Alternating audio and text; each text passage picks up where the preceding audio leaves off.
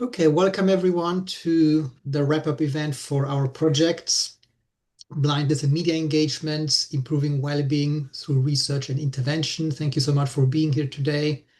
Um, in terms of who we all are, I will show you a slide of the team a bit later, but just to describe myself, I'm Katalin Brilla, and I'm the organizer of this project, and I'm white, middle-aged, wear glasses, dark brown hair, and a white top.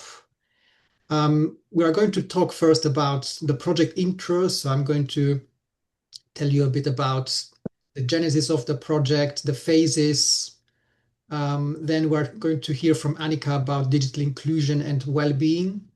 Then we'll hear from some of the workshop participants from the community about their experiences and sharing with us some of the media that they made during the training. Then we'll have a short break.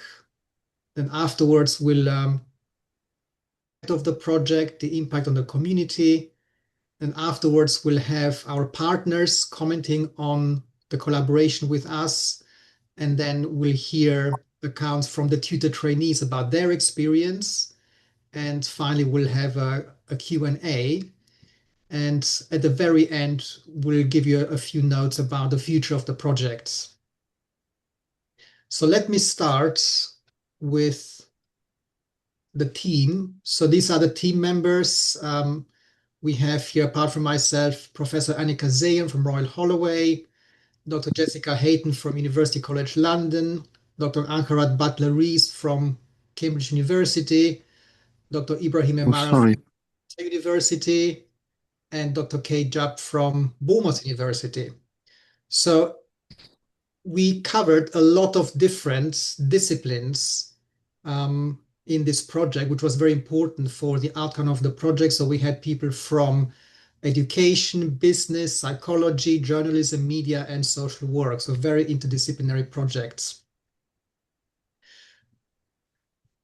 Now, in terms of the premises of the projects, blind and visually impaired people are often excluded from full participation in society, and some of the barriers include digital exclusion, so many online tools and creative apps are not designed with accessibility in mind. This means that blind and visually impaired people struggle to learn or practice media creation independently, while we also have social isolation, um, where exclusion from work, leisure, and community activities reduces well-being and leads to few opportunities to connect with others. And then huge gaps in representation. Yeah, so when blind and visually impaired voices are missing from media, especially mainstream media, even social media, stereotypes and stigma dominates. And it makes it much harder for this community to be seen as active, creative members of society. So research shows that exclusion can lead to lower personal, social, and economic well-being, but at the same time, evidence shows that media creation can increase confidence, social participation, economic opportunities, and advocacy skills. But before this project, there were no systematic programs or studies that explored media creation as a pathway to well-being in the BVI community. So this was the gap we are trying to address.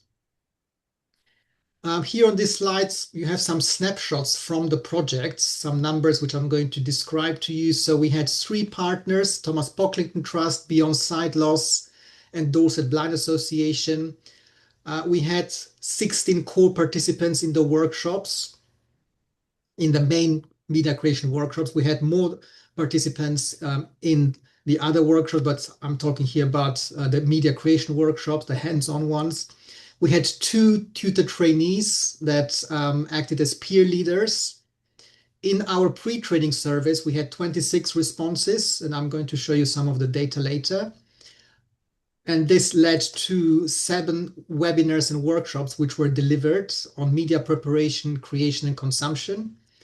And then afterwards, we had 11 post-training survey responses showing us the impact of the workshops, which I'm going to share with you later. So what were the objectives of this project? First of all, we wanted to understand well-being needs and how media creation can support psychological, social, and economic well-being. To do that, we developed strategies by working with service providers and participants to design practical, inclusive ways to deliver media creation workshops. And then we tested it in practice through piloting a series of workshops where blind and visually impaired participants build skills in media creation supported by tutors and peers. And finally, we put all this together into a toolkit and model that combined everything learned into a framework for service providers, activists, and researchers, which they can adapt. And this is something that is in our report, which I will share with you at the end of the session. The main paradigm of our project was participatory action research. So the research was supposed to be impact driven, but it was always geared towards including the community to co-create and co-design the research with us. So that's why our team was ability diverse. So it was composed of sighted, visually impaired, and blind researchers from different academic disciplines, as I mentioned earlier. We do a lot of co-design, where together with the project team and community participants and partners, we shaped our workshop aims and content and delivery.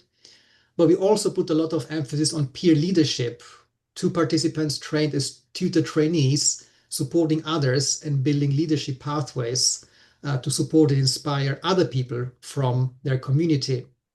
We also had feedback loops in place, where each training session included group discussions and was followed by email or phone feedback to gather experiences and adjust training activities.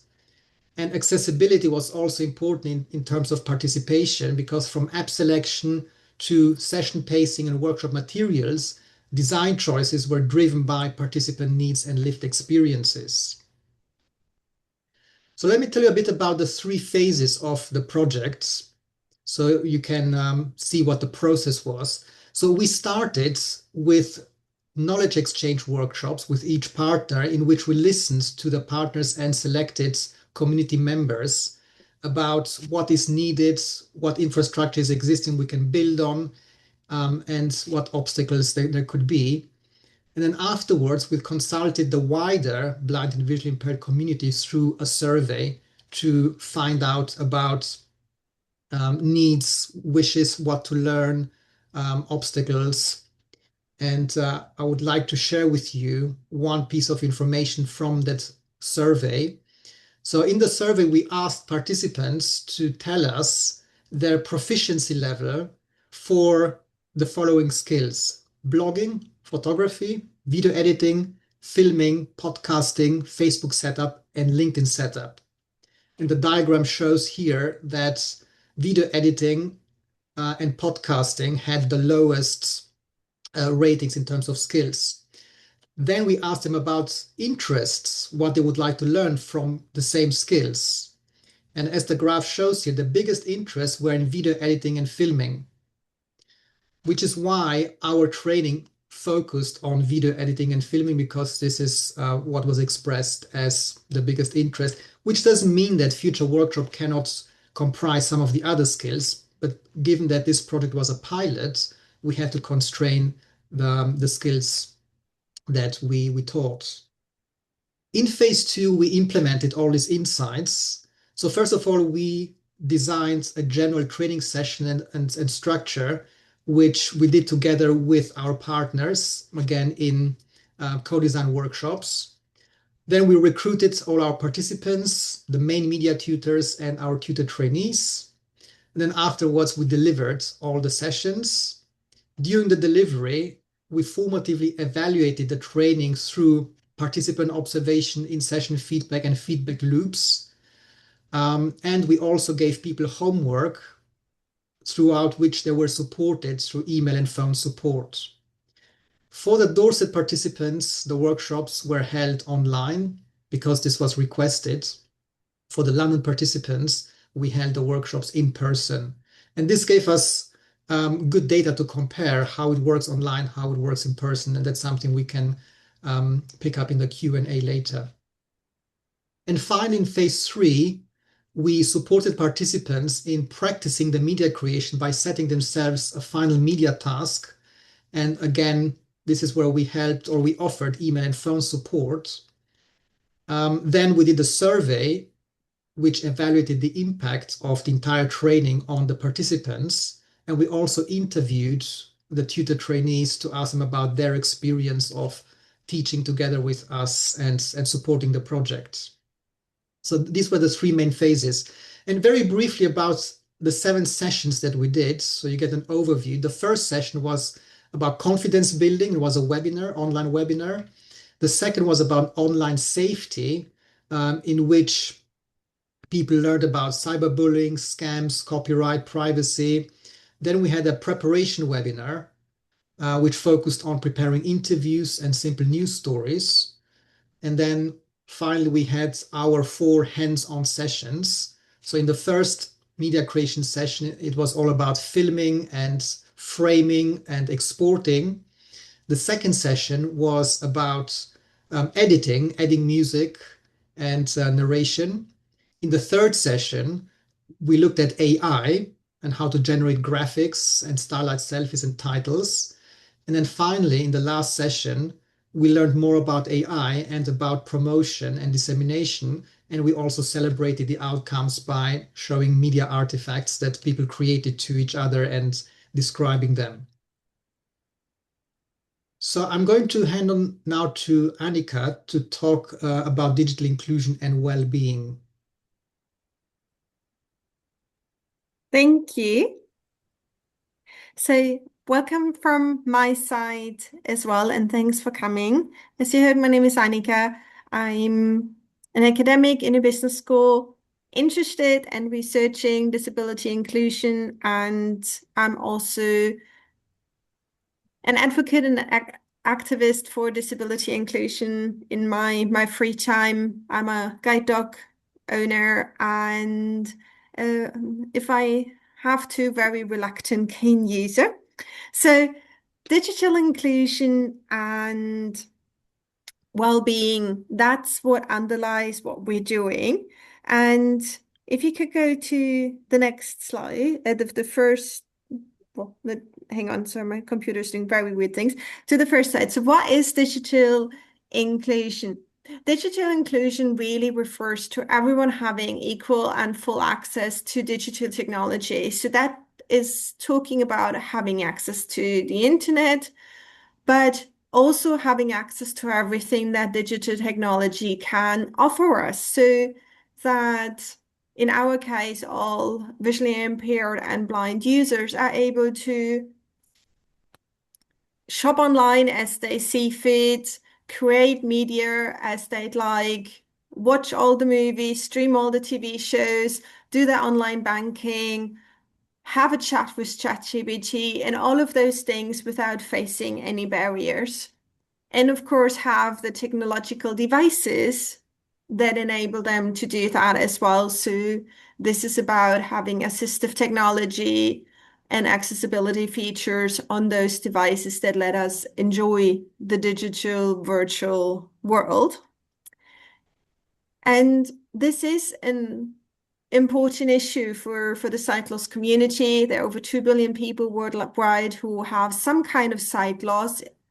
Some of this might be easily corrected by glasses, but others might be the start of further degeneration. And with an aging population, as we all know, things like visual impairment comes and stays and will get worse. And even those who might already have a vision impairment earlier in life may have it get worse once age-related conditions come on top of it.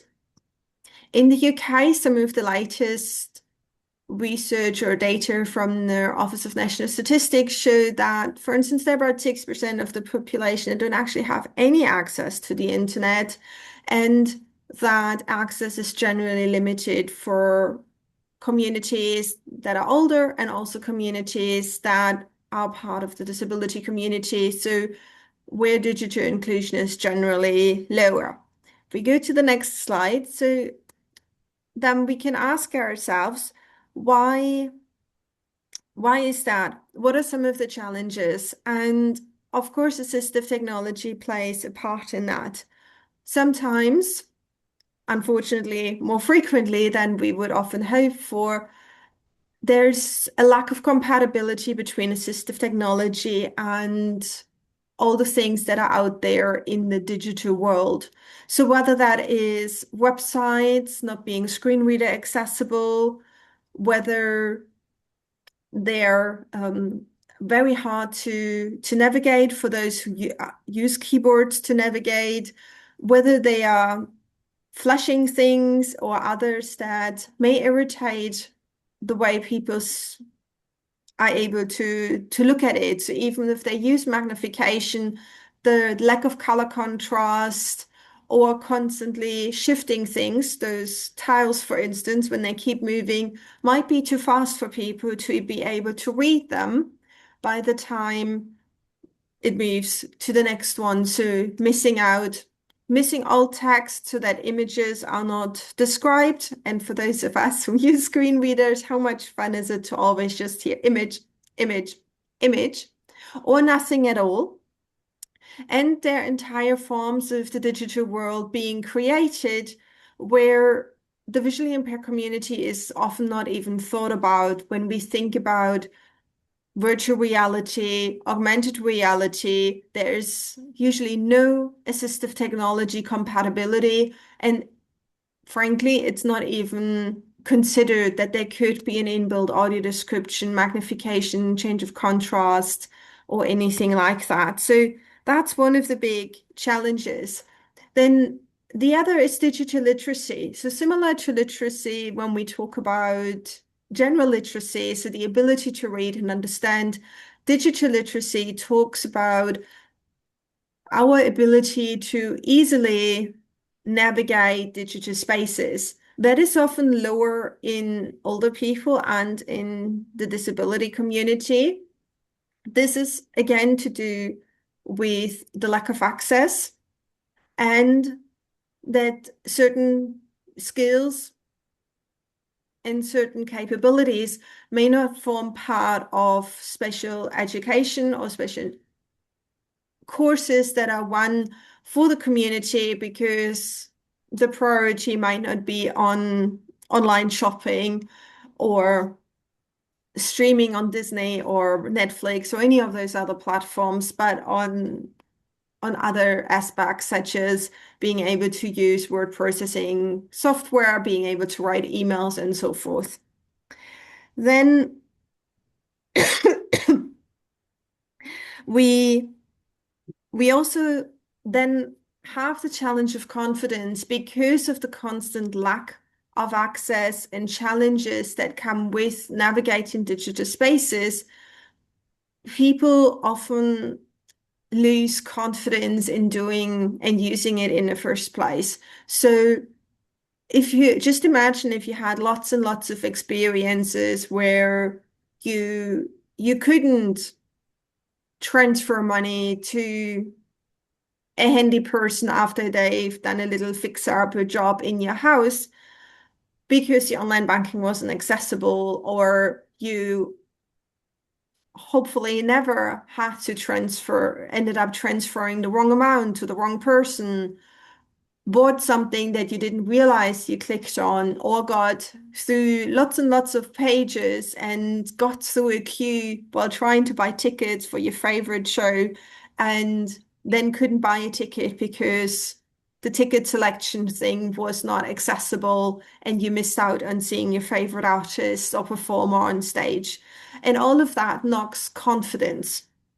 And the lower the confidence, research very clearly shows, the less likely people are willing to engage in certain activities again or for the first time. And this is something where, for instance, research has also shown that when it comes to media creation, making videos, making photos, making anything that's visual, the VI community lacks confidence often because people think that they can't do it as well as sighted people and that their way of doing it might not be accepted by the vastly sighted community out there, or that it won't even be possible for them to do in the first place.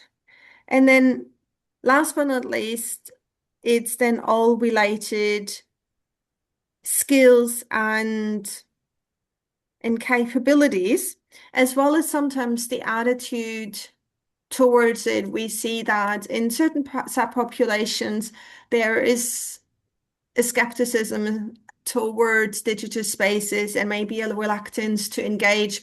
But it might also be ideologically that that there is research that indicates that people will wish not to engage in something that is, for instance, way more built on a sense that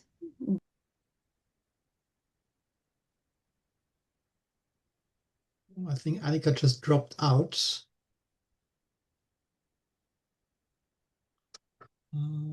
Yes, I think her connection just went. Or is it just me? I can't hear her either. Yes, no, she dropped out. I think her internet connection was unstable. Let me just see if she texted me on WhatsApp. No. Let's just wait for a few seconds to see if she can reconnect.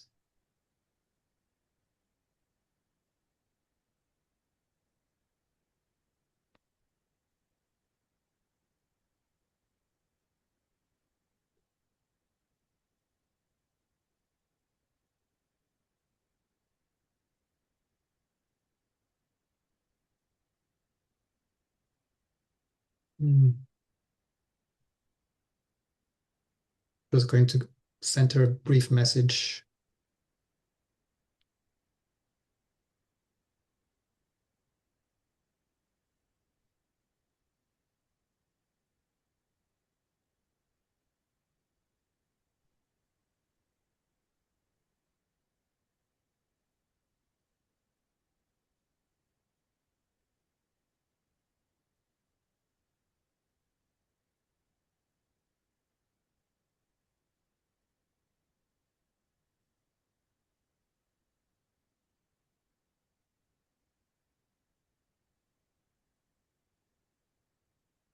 Okay.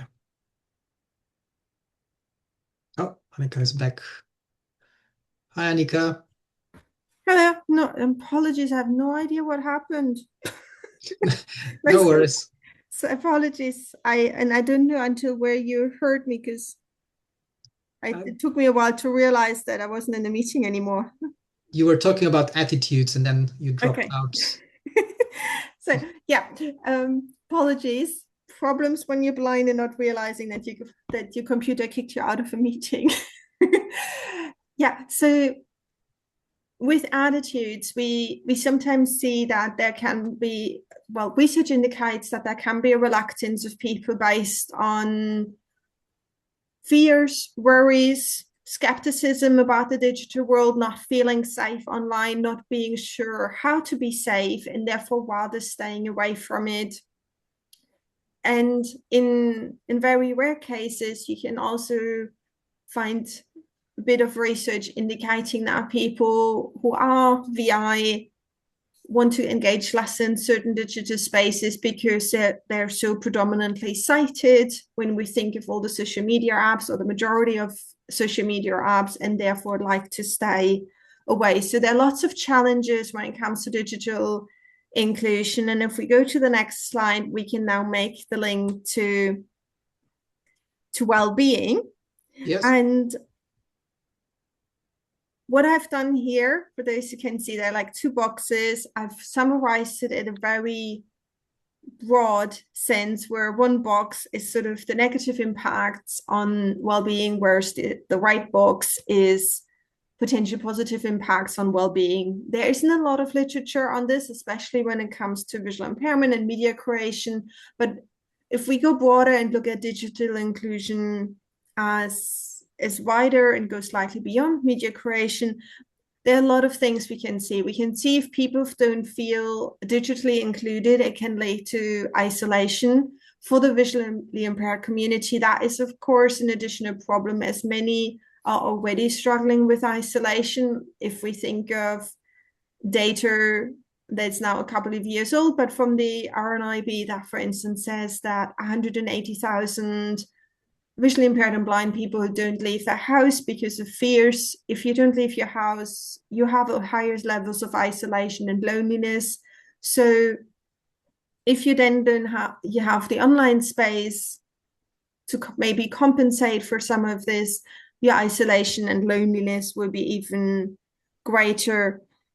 Frustration is a big part of negative impact on well-being when it comes to digital exclusion. Frustration can come from not being able to simply do something quickly that everyone around can do. It can come from having this constant reminder that sites and so forth aren't created with yourself in mind, and all of that in the long run can unfortunately also lead to more impactful mental health challenges such as depression or depression-like conditions that can very negatively impact the person's mental health, but also the physical health as that is linked as well. And if the digital world doesn't let you gain access to a lot of the real world, which these days you often have to have, where you can't do things in the real world without buying tickets or joining memberships or doing something before that in the digital world, it can also negatively impact your physical health as well, in your sense of being part of a community. And therefore, on the flip side, it's almost the opposite thing. So we can see that digital inclusion can create a greater sense of belonging, feeling part of a community, feeling part of a smaller community or society at large, being able to live in a more autonomous life because you can do your shopping, your banking, your leisure activities on your own without any support independently. So it also can lead to increases in confidence and increases of self-esteem, self-efficacy, and other such lovely things. And self-efficacy is the belief that what you want to achieve is something that you can achieve, if we put it very, very simplified. And that is again something that that has a very high impact on well-being if it's there. So, and overall, we can thus see that generally speaking, digital inclusion can have very positive effects on well-being, while digital exclusion can have very negative effects. However, I don't want to paint a rosy picture because, of course, digital inclusion can also create exposure to harmful content online. It can have people be exposed to potential scams, and it can expose people to trolling, cyberbullying, and all of those toxic things that are happening online, which then in turn can also reduce the well-being of a person quite significantly. And that is both, again, the mental health and the physical health. Finally, as I said before, on the social side, when it comes to that sense of belonging, the social health side of well-being can both be negatively and positively impacted by digital inclusion, but we see that it can have the positive effect by finding others who are in the same situation, being able to engage in peer-to-peer conversations, and even just consuming content created by others, where you realize that some of the experiences of things like microaggressions or discriminations, or just weird moments of blindness and visual impairment. We all have these blind girl, blind boy, woman, men, non-binary moments, and that one isn't alone. And actually this happens to many others, and some find it harder to make these connections in the real world in person, and therefore online can be one of those places to gain. So if we click one more time, then we're already at the end. So one of the things I really like to stress is that there are big links between digital inclusion and well-being, that they are not always positive, not always negative. In some ways, they can be quite ambivalent. However, if we exclude people from the digital spaces, the way the world is moving, it means we're excluding people from a large part of where modern life happens, or how modern life is enabled and made possible. And therefore, digital inclusion overall, if not present, so if we have a lack of digital inclusion, it will exclude the visually impaired and blind community, and that will have negative impacts on us. So I thank you for listening, and apologies for randomly dropping out of the call. And yeah, thank you. And if anyone has any questions, there is time in the program to do that. And otherwise, I'll hand over back to Catalin. Thank you. Thank you so much, Annika. Your point about the duality of media and social media especially is really, really important, and something that the projects prompted people to navigate and think about safety and cyberbullying, these kind of things, and we'll emphasize this more in follow-up projects. Okay, I want to now move to viewing some of the work, some of the outputs from our participants and hearing about their experiences. So we have here a slide with some screen grabs from the work of Sarah Pamment, and I'm going to play one of the clips that she made during the training. Sarah, would you like to introduce that clip briefly and maybe tell people what the screen shows? Hi, I'm Sarah. I've got brown hair. I have glasses.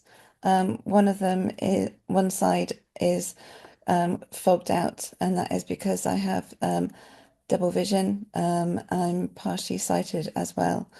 I apologise for any background sound that you've got going on at the moment. I'm guessing outside my building there is something that's happening in the road at the moment, so I do apologise for that. I will keep my microphone off as much as I can at the moment. I've also got low light happening in my room at the moment, so again, apologies if you can't see me. The screen that you've got in front of you at the moment has a video.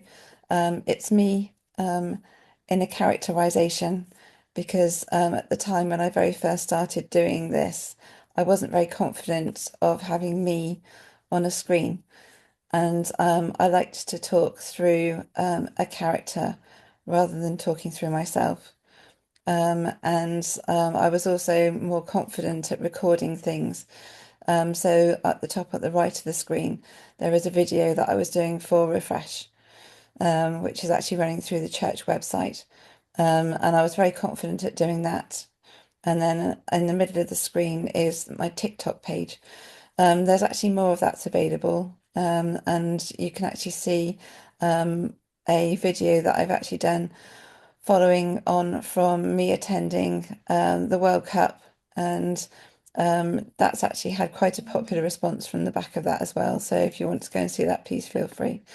But Kathleen, if you'd like to share the video now, I can chat about it afterwards. Sure. Thank you, Sarah. So I'm just playing this now.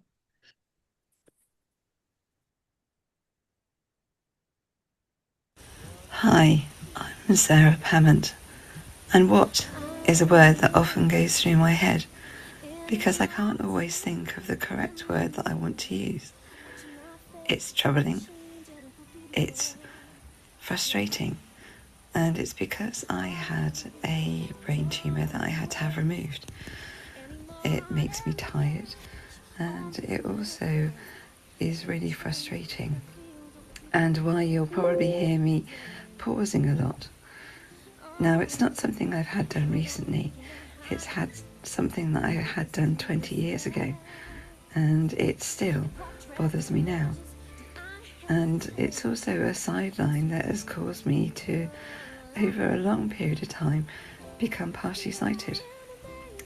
And although it's not something that people would necessarily notice, but I have to have a patch put over my glasses because I'm have double vision, and it causes real problems with my vision, and it irritates what I can see on a daily basis. But it doesn't cause me a problem for the person who I am.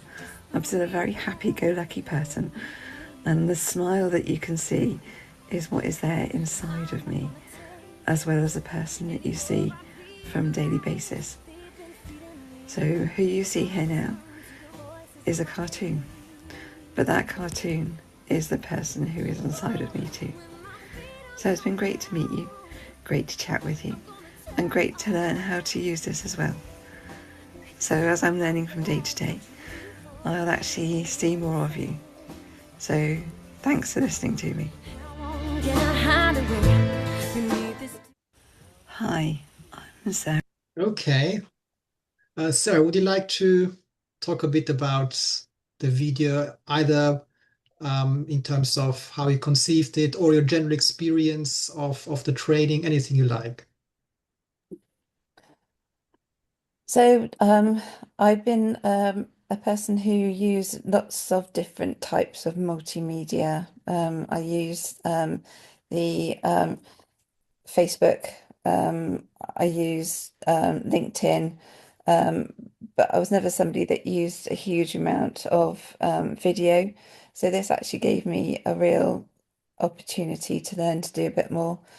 And I'd just taken over doing a little bit more promotion as far as the church website was concerned as well. So it was what you might call a really good opportunity to learn how to do things and take on the benefits of what was learning. And so this was the very first video that I'd done.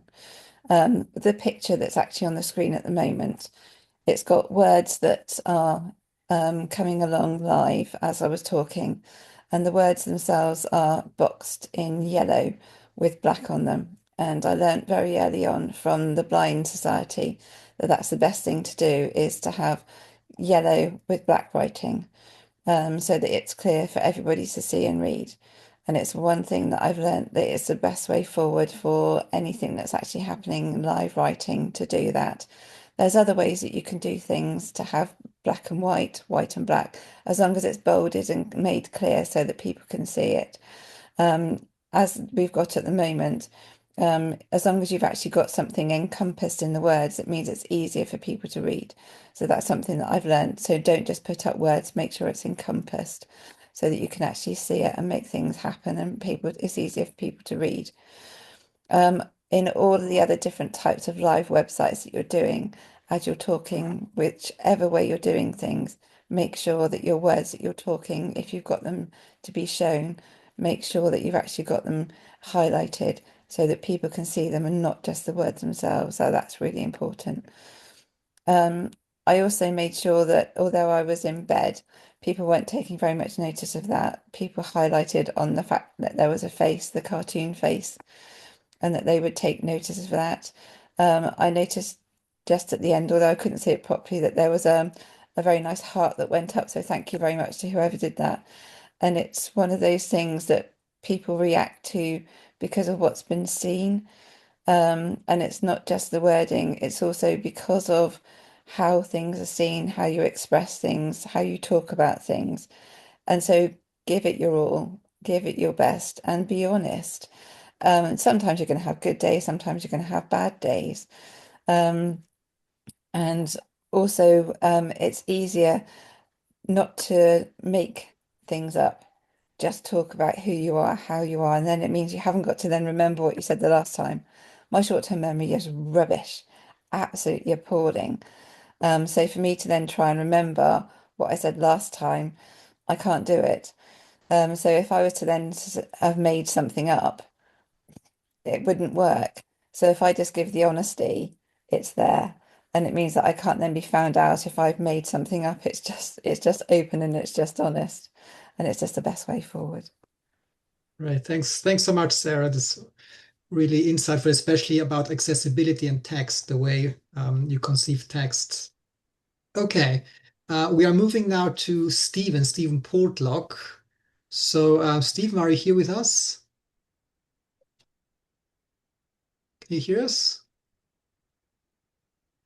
I'm going to play a short clip with you doing a guitar lesson, a guitar tutorial.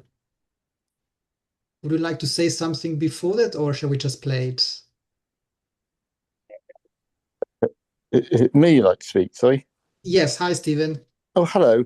Hello. It's nothing much a guitar tutorial. It was more, I had the idea, and it may be a barking mad idea, but time will tell, of what I call power chord meditation. So it's literally, I thought, well, let's try, because I'm an average level guitarist, and I thought, well, let's try and use the electric guitar much in a manner one might use a mindfulness bell.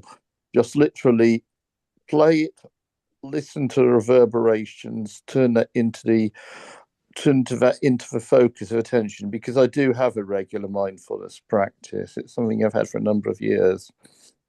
Now, in terms of a question, you're asking about how I what was the question you asked me? Was it about the conception behind it, or maybe we can just play the clip and then afterwards we can talk yeah, about let's do it. Let's do it. Yeah, let's do it. So just to describe what we see Stephen sitting on a bed in a medium wide shots playing the guitar. Hello, I'm Stephen Portlock. I'm blind and I'm an intermediate level guitarist, shall I say. And welcome to today's power chord meditations. If you're not aware of it, think of it as Eckhart Tolle with an electric guitar. What we're going to do, you see, is I'm going to play a couple of power chords, and I want you to focus on the sound of it, on the reverberations of it, in much the same way you might do with a mindfulness spell. So you ready? Let's go.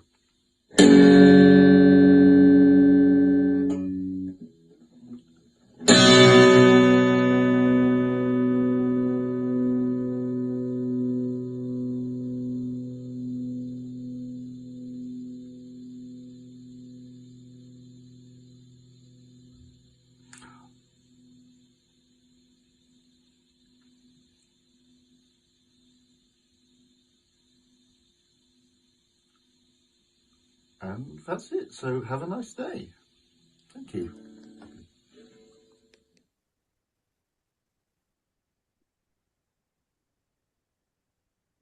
Hello, I'm Stephen Portlock. Okay, so yeah, I forgot to say it's an electric guitar, not an acoustic guitar, so it's no, very it's electric. powerful. It's an electric guitar.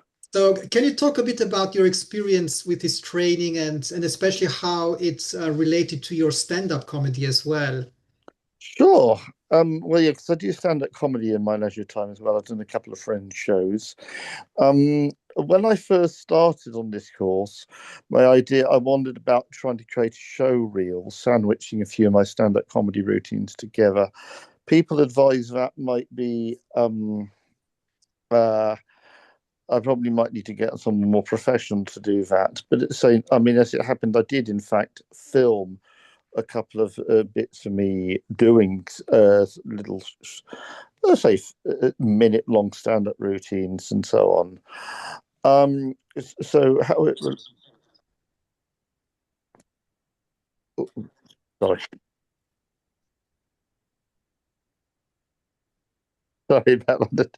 I don't know how you got that message, but it was right as a message came through, being messages sent at the same time. You asked me how it relates to my stand-up comedy. So as I said, that was again another opportunity. I mean, as I said they were really useful.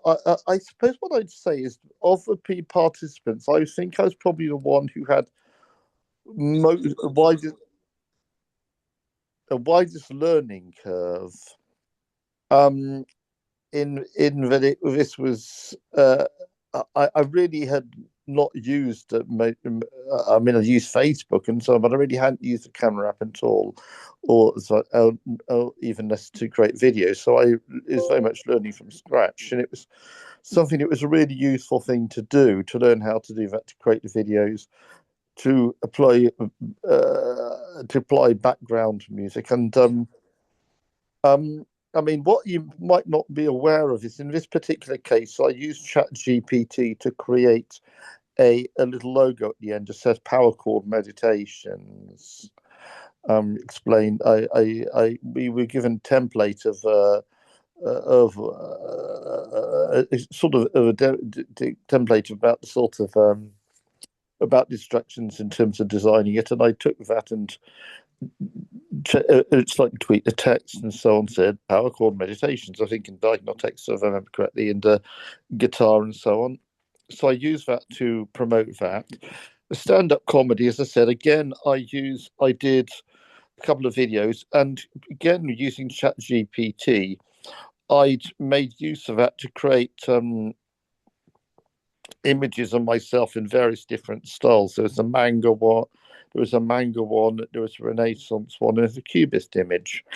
And again, I placed them at the placed them at the end of at the end of the video, along with details on my website, stephenportlockcomedy.com. And certainly my goal would be to, I mean, because I guess what you might be useful to know is that for personal reasons, I've been away from London, my home in London, for most of this year. So in some ways, this is a way of keeping my finger in, and it's certainly the goal would be to, it would be maybe to put some of that stuff up on Facebook and so on to make people aware of me, if you see what I mean. Yeah. Ditto for Power Chord Meditations. As I said, I had of the participants in this call, I probably had the widest learning curve. I mean, I also think I did a little piece talking about a play that I'd written, but that one was yeah. So I said of them all, I had learned a great widest learning curve, but I was so glad to learn about a lot of things like using iCamera, like how to use a camera, adding music and making use of ChatGPT. So it's really positive, and and I'm really glad to have done this. It's stuff that I can definitely use. I regularly use ChatGPT. So does that answer your point? I'm not sure it does. No, that's great, Stephen. Just to check, can people listen to some of your stand-up comedy sketches Far on your away, website? yeah. Well, it's not on my website, but yes, it is. My website, stephenportlockcomedy.com. Or if you want to play a clip now, that's fine. It's a little unpolished, but it's up to you, either. No, unfortunately, we don't have time now, but but it's on my website, stephenportlockcomedy.com. yeah, so the website is on the slide if people would like to hear more about Stephen and stand-up comedy. Stephen with a PH, PORTLOCK comedy.com. I've also found that website, also stephenandhamlet.com, because nobody can remember surnames. Yeah. Thanks, Stephen. No, I really like your sense of humor. Oh, thank you. That's really kind of you. It relates to my Austrian humor. Well, I have quite a dark sense of humor, so I'm glad you like it, actually. Thank you. Thanks a lot, Stephen. Thank you. Okay, let's move on to our next example. So we have here Vicky Rabine, and she made a video about Honey the Cavapoo, her dog, one day, well, the birthday of her dog. Vicky, would you like to say something before we start the video? Maybe describe a few of the images so people can imagine what the video shows? Yeah, so we got a puppy last year, and it was her first birthday back in June. So we took her out for the day. So in the morning she had some birthday presents, some squeaky toys and sort of soft toys for her to rip apart. And then we took her down for a walk down, got the bus and went down to the beach. So she had a run on the beach, chewed things you shouldn't chew. And then we stopped off for tea and cake, and she had a lick of cream, which she definitely enjoyed. And yeah, so it's just a little video clip of clips from her birthday back in June. Great. So I'm going to play it back now. Just to also mention, there's a really nice logo about the Cavapoo with the text "Honey the Cavapoo" in purple. Oh. Yeah, so I used Chat GPT. So I uploaded a photo of Honey and asked it to turn it into like a cartoon version of her to create a logo for my video. Oh, that's really nice. So I'm going to play the clip now. Today is Honey's first birthday. She was very excited to see what her presents were. She had a soft blue hippo who will no doubt be pulled apart one day. She also had a squeaky apple and a squeaky banana, which she loved. She is starting to get quite the fruit collection as she already has a squeaky pear. She had a bark at the window at some passers-by before we got the bus to Abbotsbury and walked to the beach. She chewed on an unknown object, possibly seaweed, and had a run around with her ball on the pebbles. She had a bark at some fishermen, because how dare they be on her beach? We stopped for tea and cake, and she was allowed to lick the cream pot. Once back home, she demolished a bone-shaped biscuit decorated with the words, "It's my birthday." Today is Honey's. Great. Wow. So, Vicky, would you like to say something about the conception of the video or how you found the training? So before the training, I took I take a lot of photos rather than videos, mainly of sort of nature and flowers and things like that. And since getting a dog, my phone is now just full of dog videos and puppy videos. So I've never, before the course, I'd never edited videos at all.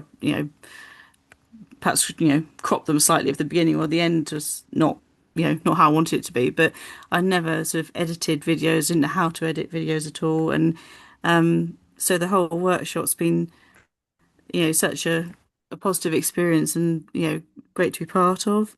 Being able to add videos and join videos and add voiceover and add music to videos as well. It's been really great to be part of. Great. And just of using the Chat GPT as well to create images or logos and things, because I'd never used Chat GPT before either. So yeah, I've learned a lot. Oh, thanks a lot, Vicky. And we really enjoyed your dog videos. I think you made about 3, right? Yeah, yeah, I did. So as Very we went along, I think the first one I literally just joined videos together and added music, and then I'd sort of played around with sort of adding voiceover and different music and things to them. So yes, you've had a few dog videos. Oh, May very- I ask something? Sure, Jeff. Go ahead. Yeah. It's from what I remember, it's CapCut that you use, isn't it, Vicky? It was. So I've got a Samsung phone, so I sort of used the booklet as a sort of guide, but I had to play with Viva Video and CapCut. Oh yeah. I remember Um, you saying you couldn't take them. I wasn't so keen on Viva Video because I tend to have the phone, like the font large on my phone. Yeah. So like the wording was like scrolling instead of showing Mm. like whole words. So like all the menus were scrolling, which drove me insane. I couldn't Yes, actually yeah. read any of it. Mm. So yeah, I used CapCut, and so I've got like the accessibility to magnify and things on my phone. So I found that easier using CapCut than it's sort of trying to display large font on Viva Video. And may I ask, are you using the free one or the pro one? Just the free CapCut, yeah. Oh, that's very good. Yeah, I sort of same with Chat GPT. When we did the workshops, I was just using the free version, so it's taking a long time to sort of generate images and things. But I have, whether I carry on with it or not, but I have signed up for the paid version of Chat GPT at the moment, because Yes, it's indeed. so much quicker and so much better, isn't it? It's Yeah. really worth it. And something to mention about the training, that we didn't ask people to purchase any apps. So everything was done with either apps that are free or already installed on every smartphone. We didn't Yeah, expect it's just people free to apps. purchase anything. Exactly. Yeah. And it's really important for the sustainability of the project and for media creation, not feeling the pressure to invest in equipment or in apps unless we really want to pursue it more professionally. Thank you so much, Vicky. Let's move on to one more, and then we'll have a break, and then we'll continue afterwards. So this is Hina Majid. She is from the London participants, and she couldn't be here today, so she left a voicemail or a voice message, which I'm going to play to you.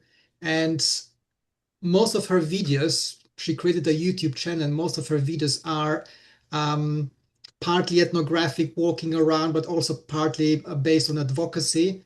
And she's going to explain more in her audio message, which I'm going to play now. Hi everyone, my name is Hina Majid, and I've been asked by Caitlin to give my thoughts on my experience with the technology project for the low vision community that I took part in earlier this year, which was amazing, by the way.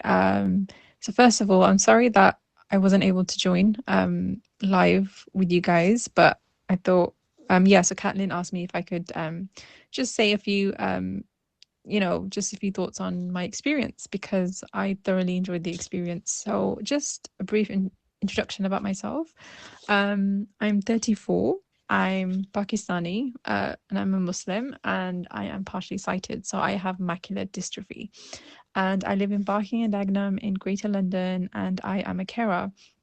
I'm a huge advocate for community projects and trying to improve the community that we live in. Especially when it comes to having a disability and just other side projects. Like, I'm quite passionate about renters' rights and preventing domestic abuse in the South Asian community. But anyway, so earlier this year, me and somebody else, like a friend was talking, we were talking, and she's blind, I'm partially sighted, and we were just talking about YouTube. And we were talking about all these products, like for women, that are out there that we both didn't know existed, but we found out once we had spoken to each other. And then my friend was talking about YouTube and how her friend has a YouTube channel and how he talks about products out there, and then he gets like so much money for like endorsing and promoting these products. And then my friend said to me that I should start a YouTube channel, which was really interesting because nobody had ever said that to me before. And my relationship with media is interesting because I've always loved like media studies, film studies, photography since a very young age. Like, I always loved taking pictures, especially at weddings and events. And then my vision started to deteriorate, and that really affected me mentally, and my confidence and my self-esteem, especially when it came to work. I just thought I wasn't good enough, basically. So that was like, that affected me a lot mentally. So when my friend said to me that I should start a YouTube channel, I was like, okay. But then I thought, oh, like, what can I make a YouTube channel on? It's interesting because I always love trying new things and venturing out and just experimenting. So then Ashrafia Chowdhury, who runs an amazing group called Beyond Sight Loss, told me about this project, and how she'd met Catalin, and there's this new project for the low vision community, and it's about encouraging using technology for, say, social media purposes and just trying new things in the digital world. And I was like, okay, this is perfect timing. This is perfect. This will be a great opportunity for me to see if YouTube is for me or not. And I went, and it was amazing. Obviously, at first, I was a bit nervous and apprehensive, and I thought, oh, this might be too much for me, but it was too good of an opportunity to miss, and I'm so glad that I went for it. I loved the part that I can actually go in person and meet all these amazing people, and I made lots of lovely friends, and who really inspired me. I also took my sister as well with me to the second and the third session, who also has like Stargardt disease, and it's also affected her as well. So it was amazing to bring her into this space. Plus, she's way younger than me, so she knows a lot more about technology than me. But for me, it was a great way to learn about new things, such as ChatGPT. Like, it was amazing. And Caitlin as well was really non-judgmental, friendly, and kind, which was really key as well, because in the past I've been met with like really harsh criticism, or a lot of people really just don't know about eye problems. So it was a very safe space, basically. The staff as well, it was really inspiring to see how the members of staff who were visually impaired and were doing amazing things in like the social media world, and also other members as well. Like, it was really, really cool to see what they're doing in their lives without fear, and without any barriers. So that was really really cool to see. Also, there was amazing food. So I would definitely recommend this to anyone who wants to try something new. If they have any like setbacks or fears, just to like try it out and see. So that's the main reason why I went. I just wanted to see how it goes. I just went with the flow. It was quite challenging at times because we were given homework tasks, but I understand why the tasks were given. And it's really nice to like create something and put it out into the world for everyone else to see. Especially I think if you're visually impaired, because I think that's difficult to do if you don't have any visual impairment. But for somebody to have a visual impairment and to do that as well is quite amazing. And we need to see more of it. So yeah, this project was amazing. So what I do now, I've started a YouTube channel. Woo! And please do subscribe. I'm kidding. It's great because what I do is I take videos. So I'm partially sighted. So basically, I'm extremely short-sighted. I can't see from far, but if I get close enough, I can see to an extent. So I take videos of places in London to explore, and now I'm venturing out to other cities, which is quite cool. Just making short videos really of cool places to visit, such as markets, restaurants, cafes, because London is quite an amazing city and there's so much out there. And it'd be nice to like let others know, like say what a restaurant offers, or in particular, I make a lot of videos on local mosques, because for me, it's quite important to know if there's a place for women to pray at a local mosque, and we just don't know this information unless you go all the way there. So it's really interesting to experiment with video, and I learned a lot about products out there that I could use. Yeah, so that's my story, and thank you for listening, and I hope you liked the video, because in the beginning I was so nervous about making YouTube videos. I remember my first ever video, it was about Dagenham Heathway, because I know Dagenham Heathway quite well. I was so nervous. I was worried, oh my gosh, what are others going to think of me recording the street? Now, I don't have that fear anymore. And I actually enjoy it. Like I enjoy doing this. It's quite cool. So yeah, thank you. Bye. Thank you so much, Hina, for sending us this lovely voice message. So we are pressed for time, but if you would like to watch or listen to her videos, the YouTube channel is called Hina_M. That's HINAA_M. There are screen grabs on the slide here with her videos.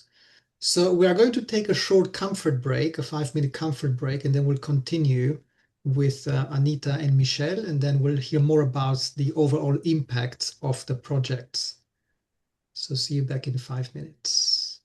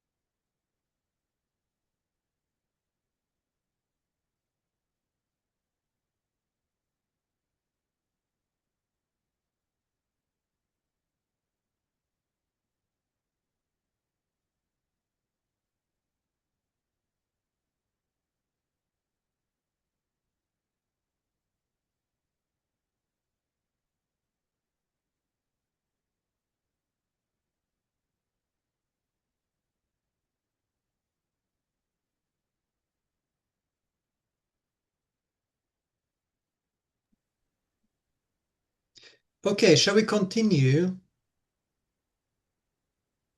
So I'm going to switch now to my next slide, and we have here some work from Anita Barzay. Anita, are you with us? I'm here. Hi, everyone. Afternoon. Hello. Hi. Would you like to talk a bit about what I'm showing on the slides, Yeah, which sure. basically is your tutoring logos and business card and materials? Okay. So I created all of this via ChatGPT, and the first one is a lead magnet, which would be sent out to families wanting to know more about creative writing. And on the design, all I typed in was I typed in some prompts to ChatGPT, just describing what I sort of wanted. I had to upload my logo, which is on a white background with a tree and a book underneath the tree. I uploaded this to ChatGPT, and ChatGPT literally did the rest, really. It created the front page, the front cover, which is purple, with some images on the front. And then it created an activity for the young people to do. And all the activities all around getting the young person to write. So it's 5 fun writing prompts to spark your child's creativity was the theme. So that's the first product that's on the screen. The second one is just a promotional leaflet that advertises my services, and a QR code was made, which would lead to my website. Again, all I had to type into ChatGPT was some prompts, and I typed in my website, and it pretty much did the rest. And when I added my logo, and it pretty much designed the rest. It asked me things like what color I wanted for things like my font, background, and I think I had a few times. I think I made it go in into ChatGPT a few times just to get it right. But what I found with the whole process was that it asked me if I was okay with what it had created, which was really great. And the third thing that was created was a business card. And again, I literally typed in all of the data into ChatGPT, and it designed it for me. And I was able to verify whether it was okay. I have got a little bit of useful site, so I was able to have a look, and I was able to ask ChatGPT to change the alignment of certain things. I do believe that it would have read this also on a screen reader as well. But ChatGPT was really good at correcting errors and redoing the design quite a few times. And I must say that I wouldn't have used ChatGPT in this way before the course. I must say that I knew how to use ChatGPT, but not to the potential. Didn't know its full potential. Basically, I wasn't sure its full potential until until I did the course. Really, I don't know if you have the video. I don't think I sent it to you, did I? No, I don't think No, so. I don't think I did. But I also created a video using it wasn't ChatGPT, it was another AI video maker. And that was a really good resource actually. And I'll put it in the chat what it was called. I can't remember the exact name. But that was a really good resource. I think one of the things that came out of the course for me was I didn't have confidence before to use things like AI. I definitely wouldn't have used it to this in this way. It's also made me want to do more research and dig a bit deeper. I think before I'd always said things like, "Oh, I can't do it because of my sight loss," but actually, a lot of these resources are actually very accessible, and the more you play around with them, the more you start to realize what you can achieve and what you can create. Mm. Yeah, Anita, can I ask you a question? Are you using this on LinkedIn predominantly, or which platforms are you using this on? At the moment, I'm sending them to clients. In the future, I'm going to post some of these onto LinkedIn. The lead magnet will go onto my website. Eventually it'll go onto my, so when people go onto my website, they can download this straight away. So I definitely will use them. I've used the business card I've sent as a digital card to people. So at the moment I don't think I'm using them on social media as much as I could do. Okay, but they look really, really professional. I mean, it's amazing what ChatGPT can do. Oh, yeah, I was really surprised myself. Very surprised. Excuse me, Anita. This is Jeff Cummings here. Hi. May I ask, is your brand specifically for encouraging visually impaired children to be more creative with their writing, or just all children? All children. I work with a range. I'd say predominantly. I have worked with visually impaired children in the past, but I wouldn't say solely visually impaired children. Cool. What's the name of your brand, please? It's called Motivate Me Tutors. Again? Motivate Me. Motivate Me Tutors. Cool. Nice. Really great design, and ChatGPT kept the design very consistent throughout. Yes, he did. Yes. Yeah, that was the thing that surprised me. I felt that by the end of this, ChatGPT knew me and they knew my brand, and they knew they got it spot on. Amazing.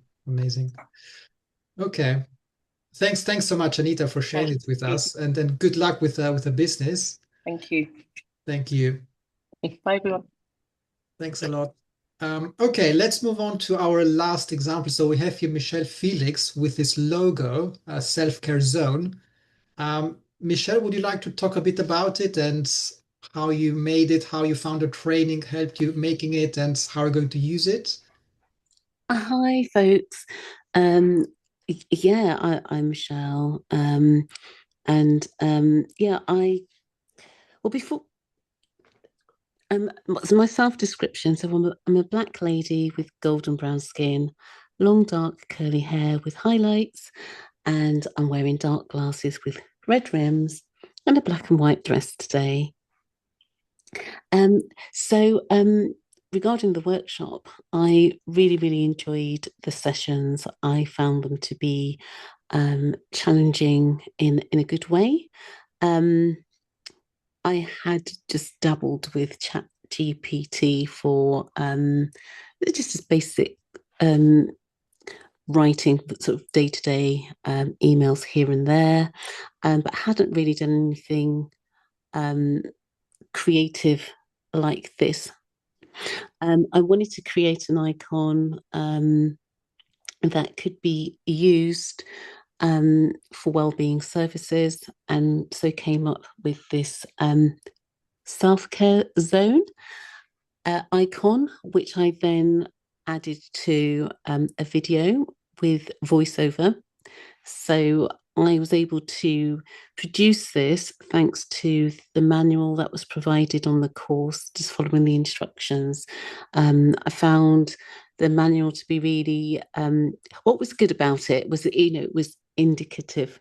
So a lot of us were using different devices. So the instructions, although they weren't necessarily precise, you could basically work out what you may need to do to accomplish what you wanted to do. So I'm really pleased I managed to make this little video, which, if you want to play that now. Yes, it's prepared to be played. Shall I play it now? Yeah, it's only a couple of seconds, folks. Okay. Let me just make it full screen. Welcome to the Self-Care Zone. Welcome to the self. Your voice really matches the logo and the tone. Thanks, Kathleen. Thank you. And doing this has actually given me lots of confidence to go on and do other things. So I'm dabbling with website content now. So yeah, brilliant. Really good. Thanks so much, Michelle. So I'll just describe the logo for anybody who would like the description. So the logo is, it's a circle, so it's kind of like a roundel. It's pale white, and it has ribbed marble etched in the center of the logo. It says self-care zone, and the O, the letter O in zone, is a golden smiley face, and it actually looks metallic. The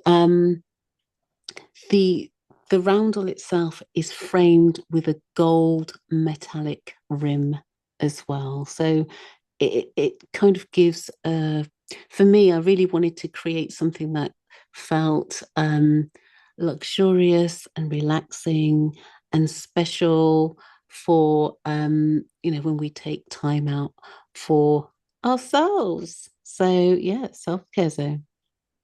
Oh, thank you. It looks very, very slick and very makes me want to do self-care straight away. It's very, very motivating. Oh, brilliant. Thanks for the feedback, and thanks for all your input. The tutors were brilliant. Something for everybody. Everybody was so patient all along, and I just love having that manual to refer back to. Thanks a lot, Michelle. And one thing that you mentioned, which I also want to flag up, is that we had a workbook. We still have a workbook, and one of the main problems was to target every platform and software and app. So we try to target Android and Apple users. But even then, if you use, for example, iMovie on a tablet or on a laptop or on a smartphone, the menus differ, and the instructions need to be adjusted to that. So it's quite a challenge to create a reference manual that caters to everything. And I think, Michelle, what you said about it being indicative, I think that's a really good strategy. It's indicative, and then people can adjust it to their own needs. But hopefully, in the follow-up projects, we can cater for more platforms. Yes. Okay, let's move on. Oh, thanks so much, Anita, for your kind comments in the chats. So, oh, this was the break. Okay, let's talk a bit about impacts. I want to show you, obviously, you've heard from some of the participants and that it had positive outcome, but I would like to give some more detail on the outcomes. Now, let's keep in mind this was a short 18 months pilot project with 16 participants. So very grassroots, very piloty, and we are going to build on that. So the impact is at the moment very grassroots, and hopefully it will grow, but it's indicative for potentials, for good potentials. So on this slide, there's a table with different sections on how we measured impact. So confidence in media creation was one. Another one is knowledge of editing tools, experience of AI tools, and willingness to share the work. Now, before the project, the confidence in media creation was low to moderate. By the way, this is all based on the final survey we did with the participants. Knowledge of editing tools was minimal before the project. Experience of AI tools, most participants said that almost none before the training. And willingness to share the work was very limited, especially because of fear of judgment. And after the project, we could see on all these markers a boost where confidence was much higher, knowledge of editing tools increased, where people were able to edit clips and add music and export content.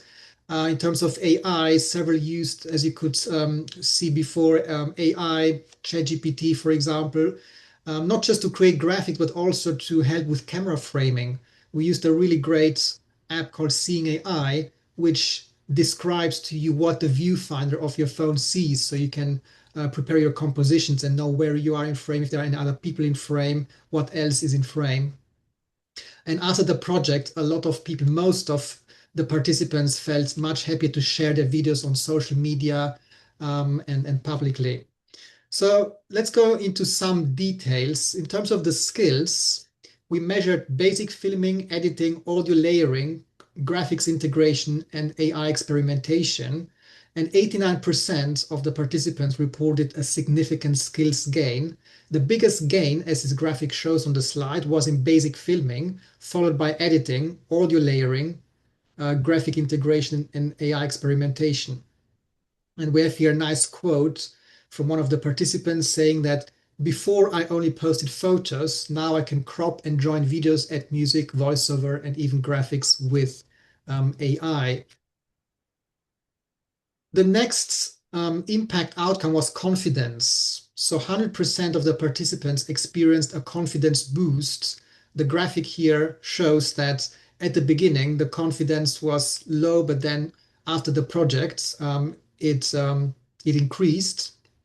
And we have here another quote from a participant who said, "My confidence grew when I was able to put in time to develop the tasks. The final task was a battle, but I was motivated and determined to complete it." So we did try and push people with homeworks and the final media task to practice the media skills in between the workshop, but also after the workshop series, so that there's a sustainable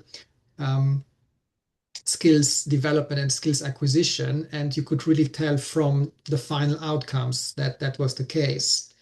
Community building was another important factor. So 81% felt stronger ties with peers. And indeed, especially for the London participants, this was a big factor. And we have here two quotes. One says, "The group felt like a safe space to ask questions. The pace was good and I didn't feel judged." And another quote says, "There was a great atmosphere, lots of support, extra people helping, and a sense of everyone learning together."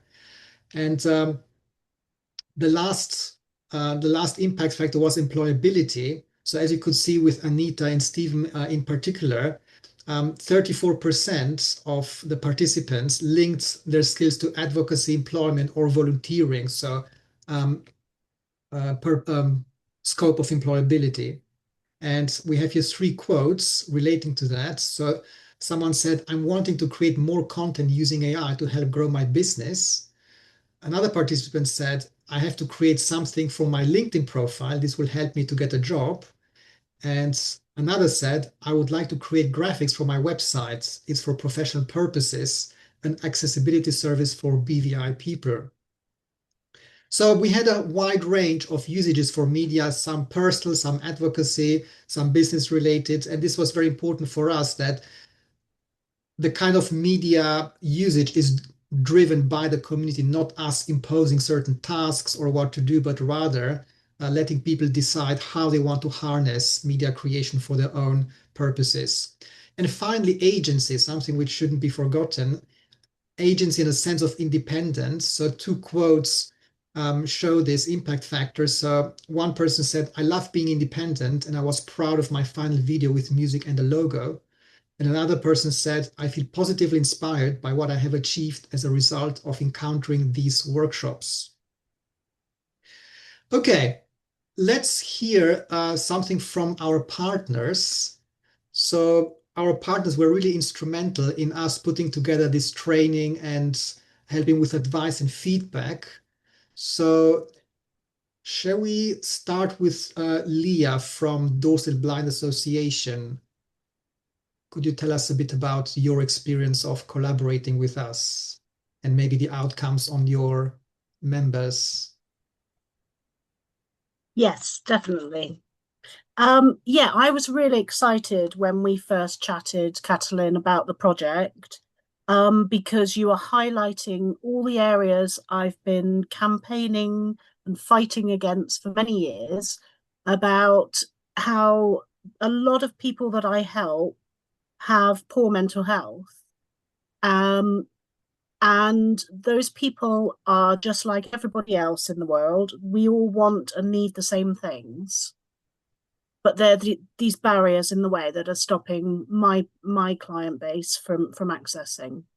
So the things that are really important to people, like money, good relationships and friendships, getting paid work, and having a feeling of self-worth, are so much more difficult for the VI community. So I really wanted to be involved in this so that my clients could access more, find out more, and empower themselves going forward. Now, I was frustrated in that when I started telling people or advertising through our social media channels to get people to take part and do the survey and attend the workshops, the uptake was very small. Now, I think probably a faux pas on my point of view is that perhaps we shouldn't have focused on the words well-being. We should have just said, who wants to learn how to make films or edit or use AI? And then I think a lot of people go, oh yeah, is it free? I want to do that. We would have got a lot more people involved. And then through that, their skills would have improved and their well-being would have improved longer term without them having to buy into the whole meaning of the project, if you know what I mean. Mm.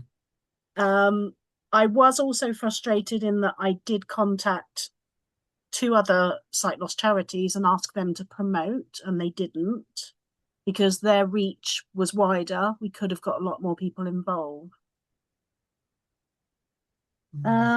We did also have an issue in Dorset with the face-to-face, because we are quite a widespread rural county. Getting those that said, yes, I'd like to take part to a central point was really difficult logistically. So that's why we didn't attend. If you were to do a further training, further workshops, perhaps widening the net and using a big charity like the RNIB to promote would get more people interested. And then if we had things happening in larger cities like Bristol or Southampton or Exeter, you would have a whole new demographic of people that would come along. Good point. I made some notes here. Just let me see if there's anything else that I forgot. I spoke to Sarah and to Vicky, who've shown their videos today, and they were both really positive about the course and learnt new things. And Vicky works for us at Dorset Blind. So I'm going to pull on those new skills, and perhaps we can widen her role in future. She can be our social media manager. That's great. We'll have to see what she's up. If she's got enough hours in the day to fit that in. But overall, yes, I think you hit the nail on the head with this project, because it is so needed worldwide, not just in the UK. And other people are not doing it as well. It is not accessible. It's ineffective, any other training that's out there at the moment. So it needs to be VI friendly for our demographic to really grab onto it and learn and run with it. Great. No, thanks a lot, Leah. You raised some really important points, especially about recruitment. And we did have a hard time recruiting people, and this obviously makes us think about how we promote these kind of workshops and what kind of wording we use and which communities we use. So that's a really important point. Yeah. No, thanks a lot for your thoughts. And thank you so much for your collaboration and enabling us to reach your community, and for all your support. Really appreciate it. Well, you're Thank welcome. you. Now, Jonathan Ward from Thomas Pocklington Trust, he's the employment manager. He has been trying for an hour to log in, but the Zoom link isn't working for him. And I tried to sort it out via phone in the break, and it's still not working. So he apologizes for not being here, but he sent a message, an email with his text, and asked me to read it to you. So I will read it to you, and apologies to read it to you in my Austrian accents, even though he's English. So I will try to sound as English as possible. So Jonathan is saying, It was a pleasure to be asked to join the project and spend time considering what impact media engagement had on the well-being of blind and partially sighted people, and to extend that thinking past well-being into the practicalities of everyday life. Simply, the more engaged with technologies you are as a blind or partially sighted person, the more likely you are to be independent in all aspects of your life, from the daily routine to learning and being employed. So, improving all aspects of well-being. I played only a small part in gathering data, and it was intergang to learn more about how BPS, are using their technologies in all aspects of their lives, and very much paralleling their sighted peer, but with some really creative and imaginative use to the way they engaged, as I think of the individual who holds her phone up, not knowing what she is filming as she travels on holiday, as it gives her much to talk about on her return. The turn that the project took to begin engaging and encourage and training BPS to use their technologies was brilliant, and I know from speaking to participants and trainers the many benefits this brought, allowing people to better tell their stories and to begin advocating for their communities, plus being able to use the learned skill to aid everyday living with an increased level of confidence. I should mention my once colleague Golshin, as he found real joy in teaching her blind and partially sighted peers and bringing them into the world of YouTube influence. I watched Golshin visibly grow in confidence due to the teaching and sharing she completed in the project. We'll hear from Golshin later. She was one of our tutor trainees.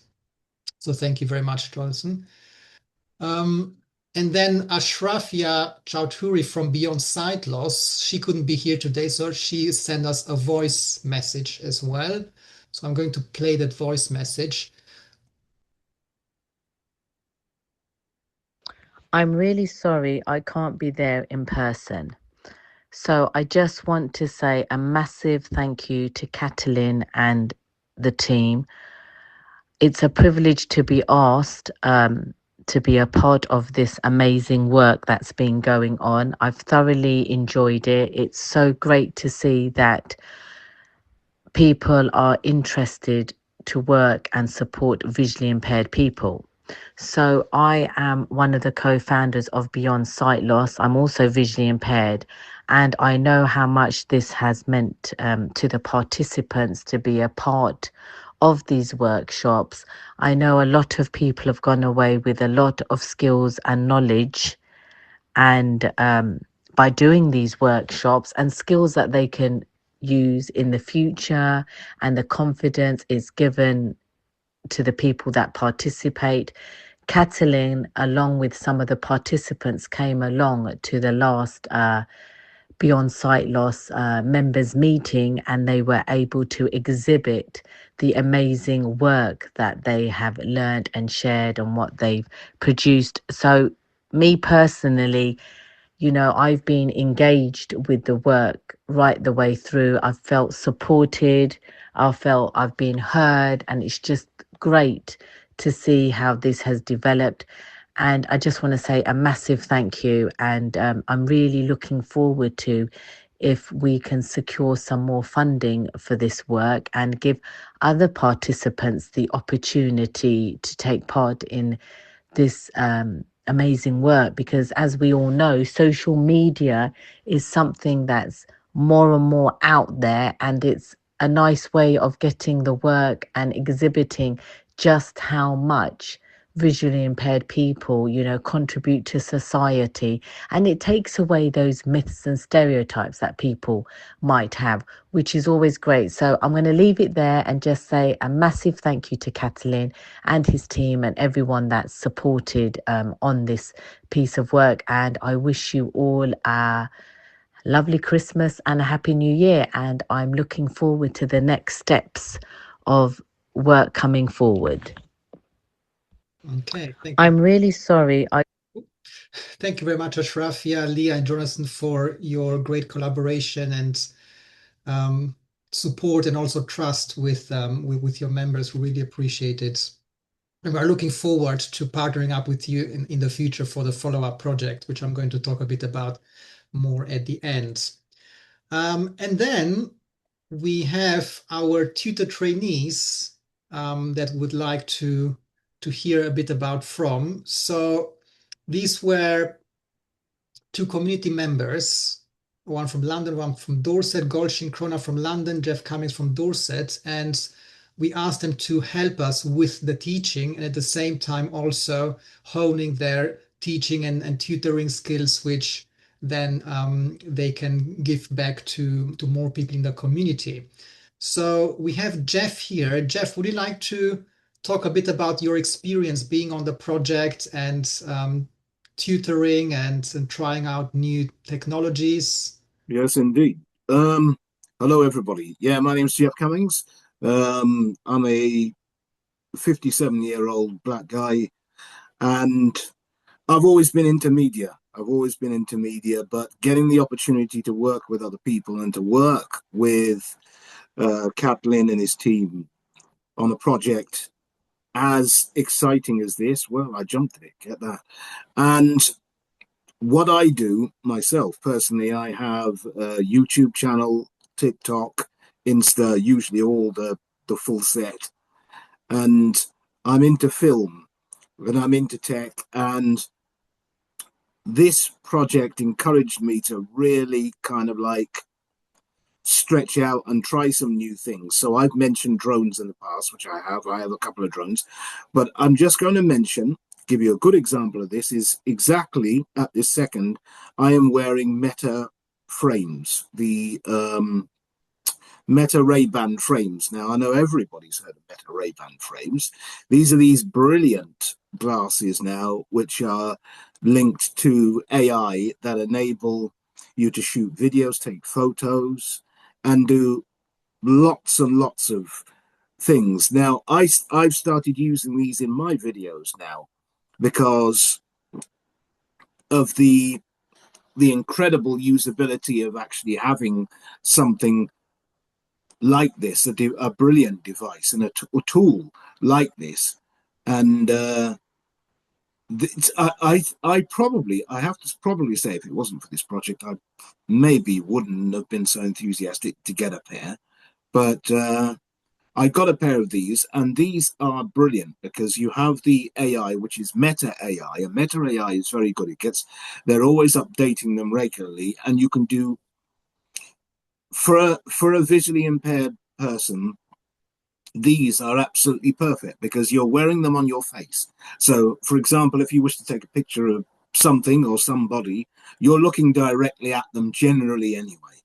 So all you have to do is just say, "Hey Meta, take a photo." And it takes a photo like it just has. And it's incredible. And the same for video. So you just say, I won't say the phrase because it will start shooting a video, but you just say the phrase and then it will shoot a video. So tech is moving, as we know, tech is moving at an incredible rate. And besides ChatGPT, you've got Perplexity, Grok, Gemini, a long list of these AI assistants that you have now. And I've started weaving them into my teaching and into my creations, along with voiceover apps, which allow me to put nice descriptive text, which is read obviously by a nice voice, onto some of my videos.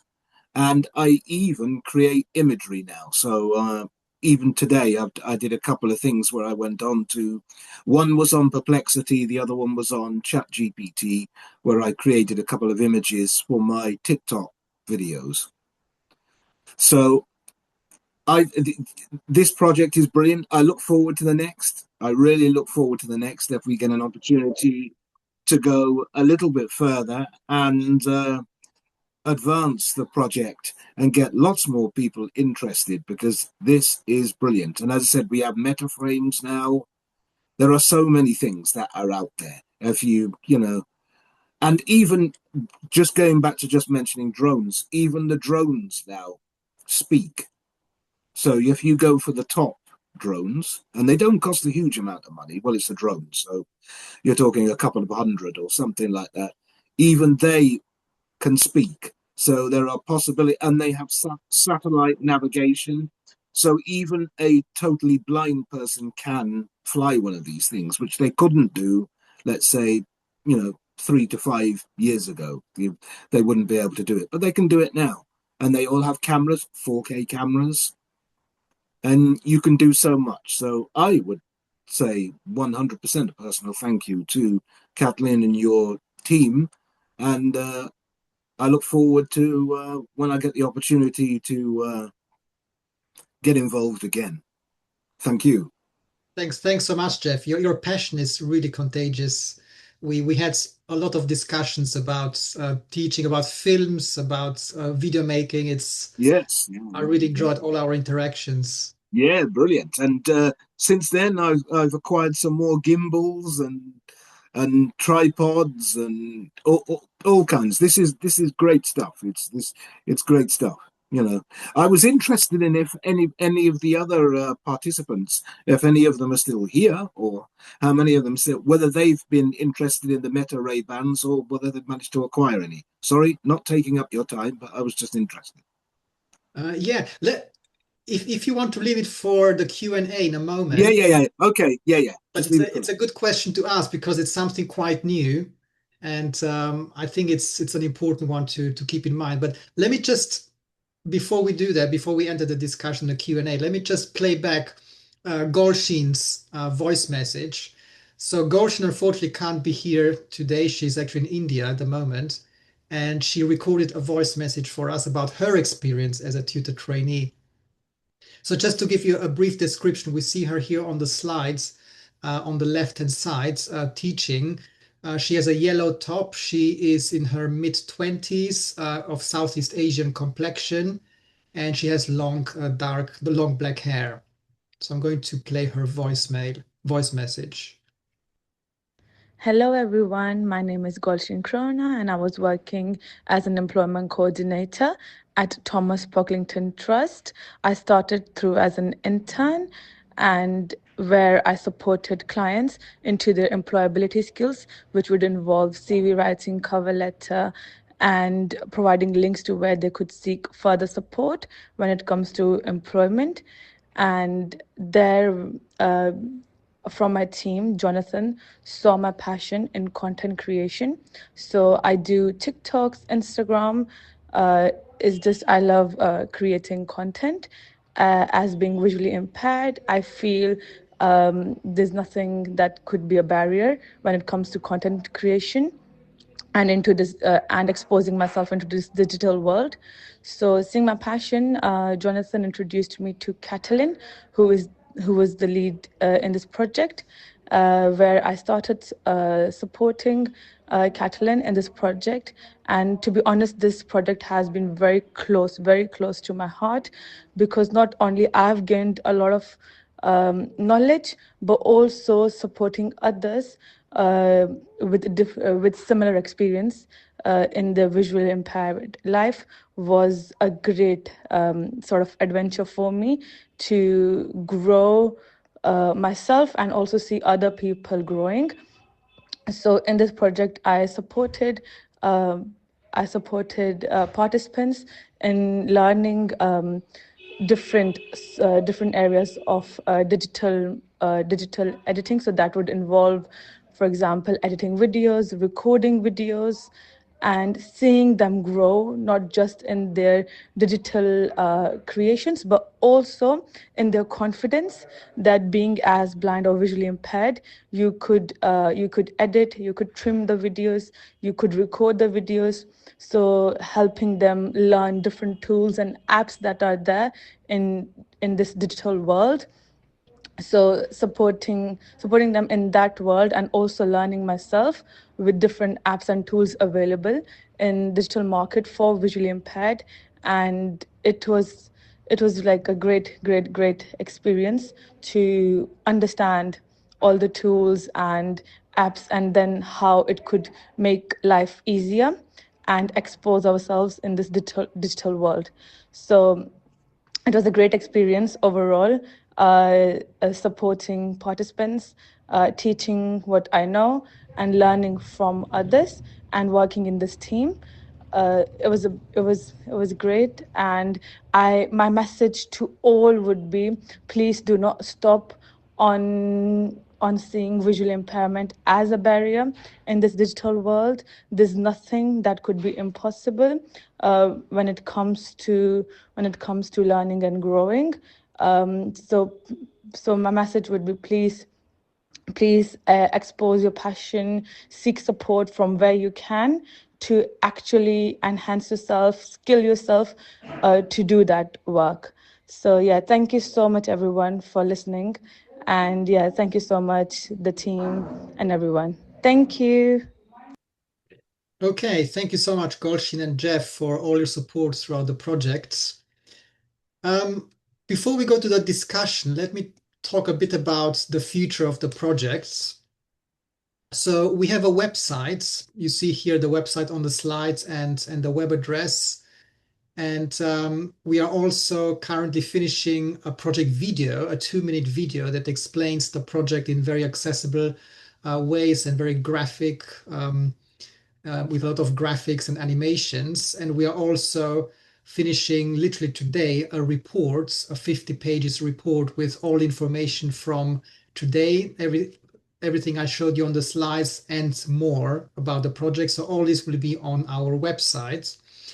And in terms of the future, Annika and I are currently looking to apply for funding to keep the workshop series that we started, but also to do a longer and bigger project with more partners, with wider communities, possibly even international communities, because as we heard, there's consensus that this kind of training is needed, not just in the UK, but cross-culturally.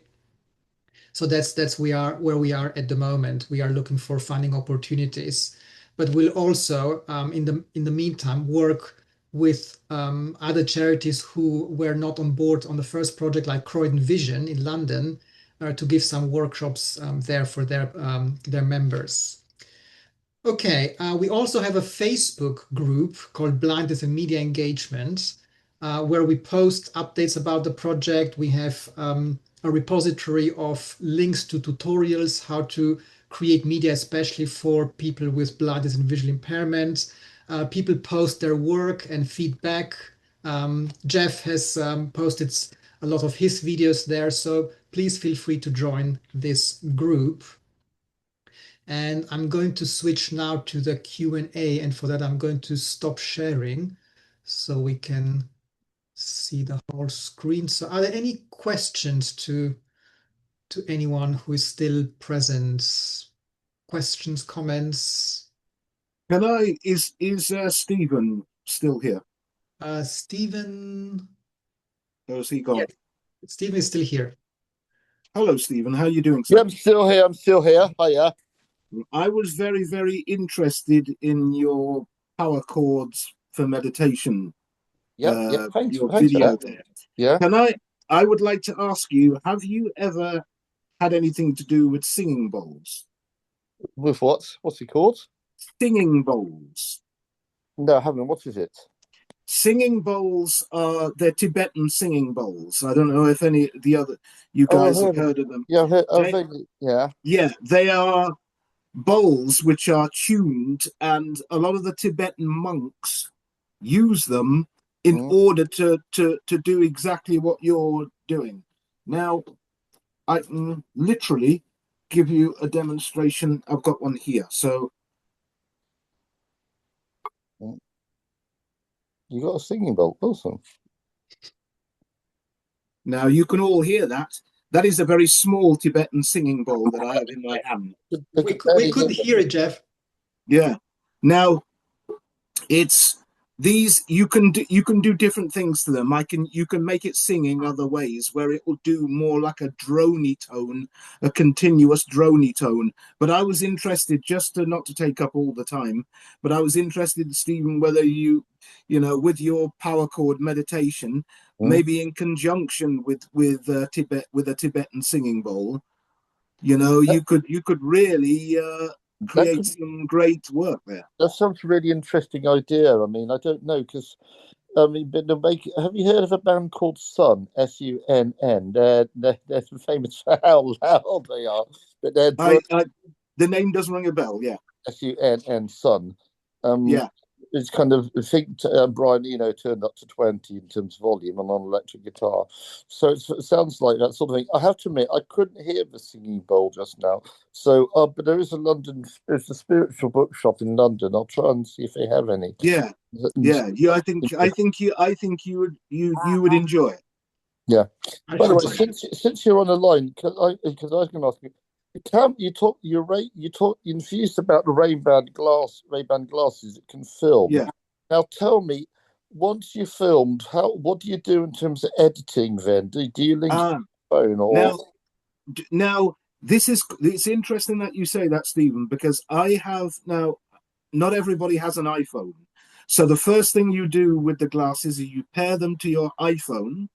Yep. And the Meta AI app is also installed on your iPhone, and it literally just links to your iPhone. So what I do is, when I shoot a video, I then, after the video, I go to the Meta app, the Meta AI app, and there is an import button, which will import it in seconds onto your iPhone. So it imports it onto your camera roll of your iPhone, and then you just edit it from there. So I use iMovie. So I just go to iMovie and then edit it there. So I add music or whatever I wish to do. Yes. That's how I do it. But I presume it works the same on Android phones. You literally just pair it to your Android phone, install the Meta AI app, and then just work from there after importing it from the AI app onto your phone. Yes. I think that's definitely something we need to incorporate in the next project, because we noticed that AI is such a big game changer, and it was so useful in our training, and we didn't actually plan for it to be there. It came out through conversations with you, Jeff, especially, and with others. So it's definitely something that we'll need to center on for our next project. Have you never seen a pair, Captain? Well, I've seen them only online, but not in real life. Yeah. So not yet, but I would love to try them out at some point. Yeah. So when we do the workshops in person, it would be great if you can demonstrate. Yes, indeed. Yeah. Because they would be great for you as well, because they are not specifically made for the visually impaired. So sighted videographers use them as well. Right. No, I will definitely check it out. And also demonstration with your drones. I'm really looking forward to that. Yes, it's something that I'm not really experienced in, even though I'm a filmmaker. Definitely. Okay, thank you. We have Trevor raised his hand. Oh, thank you.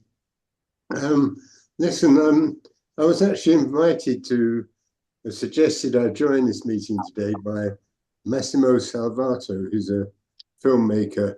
Oh, yes. Who I think you may know. I know Massimo.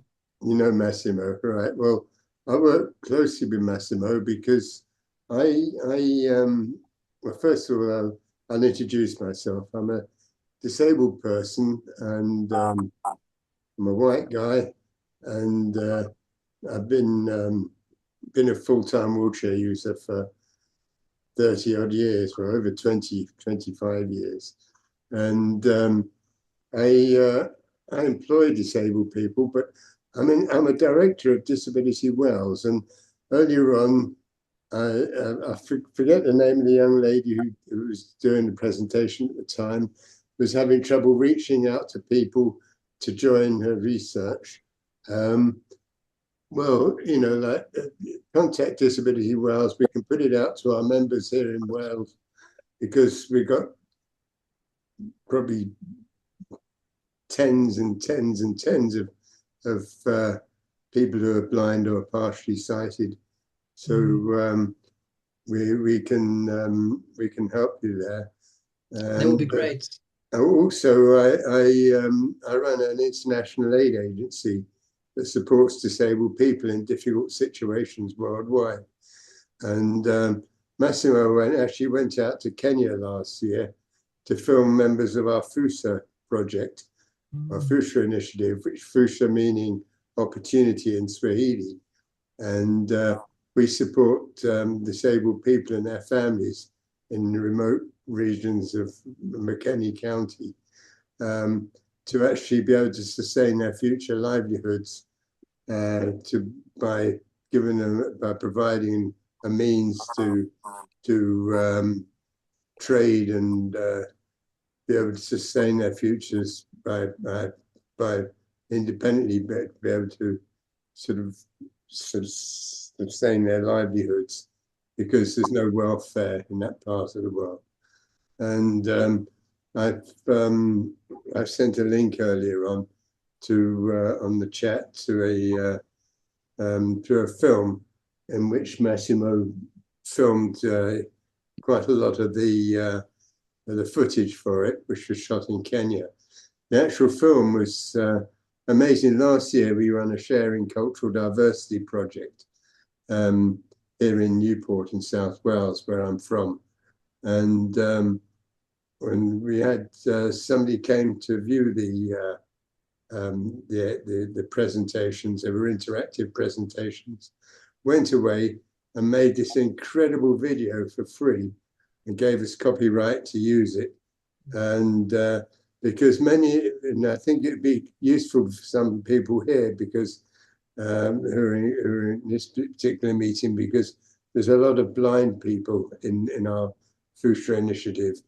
And we've, in one of the chairman of the FUSA initiative group over there is actually a blind guy, and digital engagement is something that's really we tried to promote in a big way.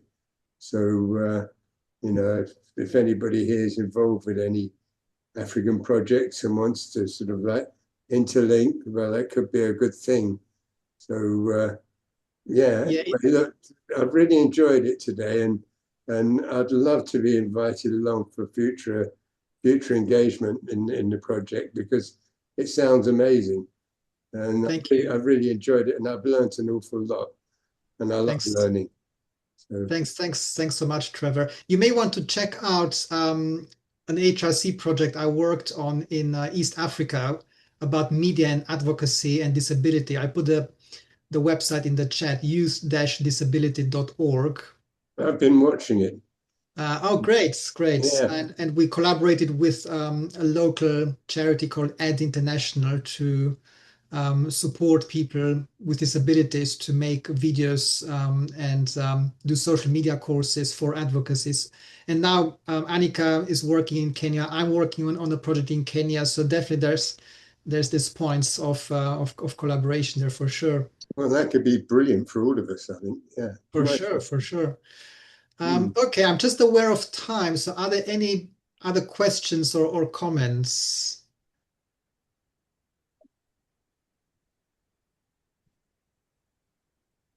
Any comments maybe from Kate or Annika, the other team members?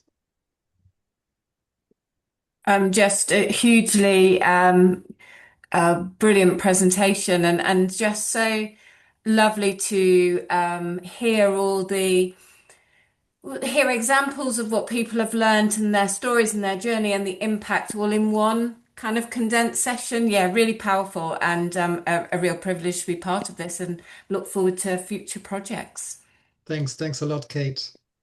And similar from me, I really enjoyed this project. I personally learned a lot while working with Galashe in trying to teach others and teaching others how to do a lot of this, because I had figured it out for myself, but it is a different aspect teaching it to others. And I think it's really great to see what everyone has done with it while we were running the workshop, but also since. I think it actually makes me very proud of everyone, and I think it's great, and it really for me shows that this is worthwhile work. And well, for me, that's why I do research, because I want to create a difference, make a difference. And I know it's the same for Catalin and everyone else on the project. So this is lovely to see. And yeah, I really can't way to dig up more money somewhere and continue with this. And yeah, I can also, just as a very tiny side note, echo Chef's comments. I'm a avid user of Ray-Ban AI glasses as well. I film a lot of my social media content with them now. And yeah, but yeah, as I said, it's been great, and it was lovely meeting everyone in the different workshops, and great to see what you've been doing. And thanks for your time and your enthusiasm and for your willingness to be part of this experiment. Thanks a lot, Annika. And yes, can I just make one? We're point. I'll just make it clear to you. Sure. My hope, because as I said, I had a longer and possible wider learning curve than some, was to attend in person. So that wasn't possible. But when I first thought about these online, I thought, oh gosh, it was almost a case of, well, I was thinking it'd be useful, but I wasn't. I think you just broke off, Stephen. Can you hear us? You're frozen. 2-hour sessions. So that's the point worth making. It was because it was really pleasant. So I was really pleased by how much I was able to accomplish, and so on this and so on those on, because I think there was a worry about how. You're frozen again. Yes, I found them really. They were a very pleasant surprise, and I know for everyone else it worked really well. They worked really well, the online sessions. No, thank you, Stephen, for flagging this up. We're very surprised about the online sessions. We weren't very hopeful that it would work out, but in the end, it worked out quite well. And I think the biggest conclusion is that we need a hybrid approach where some sessions are online and some sessions are in person. The webinars especially work well online, and the hands-on workshops work well in person. So a hybrid approach is, we think, the way to go. But please watch this space. If you want updates, sign up to the Facebook group, send us emails, keep in touch, and we'll let you know about any updates. Thank you so much for everyone for being here this afternoon. Thank you very much to our workshop participants. Thank you very much to our tutor trainees, Gulshan and Jeff, and thank you so much for the team for all their effort and support with this project. And all the best in your endeavors. Please keep in touch and have a nice evening. Thank you. All the best, guys. Thanks, Thanks, everyone. Thank you. Bye. Thank you very much. Bye. Bye, everyone.